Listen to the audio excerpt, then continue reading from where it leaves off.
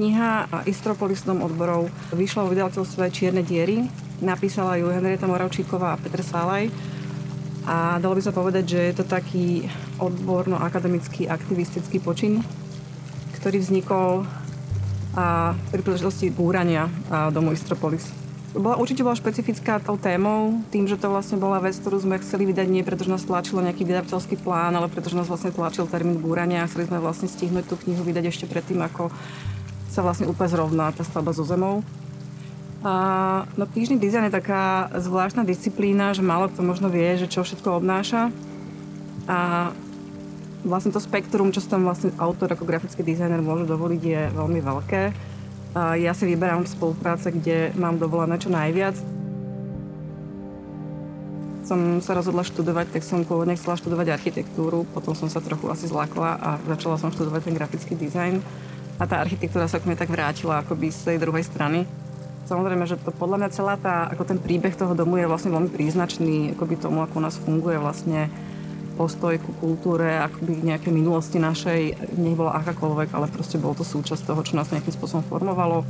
Akákoľvek stavba, ktorá nejakým spôsobom nesie nejaké kvality, jej búranie v dnešnej dobe neprípustné z mnohých dôvodov.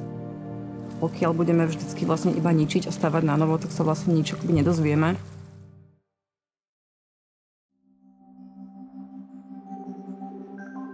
Projekt pre Essential Antwerp je to kolaborácia, ktorá pokračuje vyše 2,5 roka. Je to lokálna antwerpská modná značka, ktorá je známa pre svoju originálnu a odvážnu módu. Spolupráca s týmto konkrétnym klientom je veľmi iná, pretože ja prichádzam s prvotným inputom. Nie je to klient, ktorý mi zadáva tému, je to práve postavené naopak, že oni chcú byť inšpirovaní mojimi dizajnmi. Moja estetika ako dizajnera je veľmi výrazné farby, odvážne dizajny, veľké mierky. Ja veľmi veľa používam tradičné technológie a techniky, čiže maľba, kresba, rôzne médiá. Samozrejme, digitalizácia prichádza v procese tvorby do hry tiež, ale je tam veľmi veľa robenej ručnej roboty, pretože tá ruka dokáže vytvoriť nedokonalosti, ktoré sú v tej svojej nedokonalosti veľmi pekné. A ešte počas štúdia som sa dostal do Francúzska, do Lyonu a začal som tam ako stážista, zostal som tam 7 rokov, čo bola absolútne najlepšia škola, akú si človek môže predstaviť, učiť sa priamo u výrobcu látok a naozaj sa naučiť to remeslo. Teda od práce pre Hermès, Schiaparelli a Dries van Noten som sa v tom 2020 cítil dostatočne silný na to, aby som založil vlastnú firmu.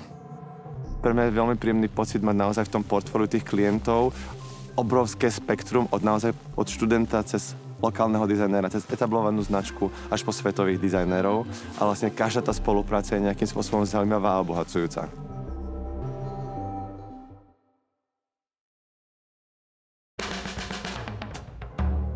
Výstava sa volá Tradícia netradične, je to už druhá v poradí. Prvá bola drevo a druhá je prírodné pletivá. Bol som oslovený z Úľuvu tímom, ktorý potom pracoval na výstave.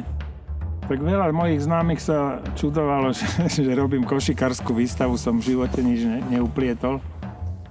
Aj si mysleli, že som nejaký príliš tradičný, ale potom, keď sa aj niektorí išli pozrieť na tú výstavu, tak zistili, že aké tam sú možnosti toho prútia.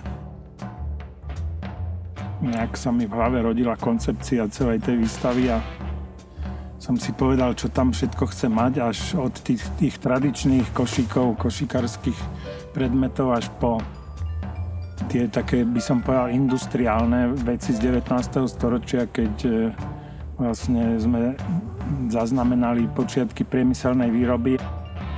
Táto naša výstava ide do Nemecka, kde je najväčší košikársky festival Lichtenfels, sa volá to mesto, kde vlastne také centrum európskej kultúry košikárskej. Dnes som celkom rád, že som si to vyskúšal vlastne aj som to, viac menej vytvoril tú koncepciu aj inštaloval, takže s tými vecami som ich niekoľkokrát držal v ruke, takže som získal celkom takú úctu k tomu remeslu.